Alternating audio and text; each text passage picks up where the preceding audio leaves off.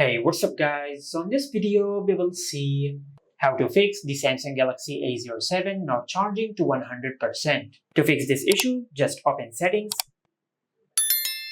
then tap on battery. From here, just tap on battery protection.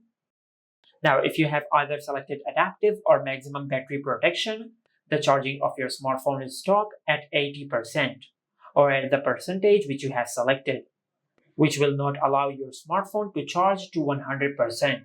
Now, if you want to charge your smartphone to 100%, you can either select the basic mode and it will charge your smartphone to 100%. Then it will automatically stop charging your smartphone until the battery level drops down to 95%. Or you can disable battery protection and you will disable all the battery protection measurements on your Samsung phone, which will allow your smartphone to charge up to 100%.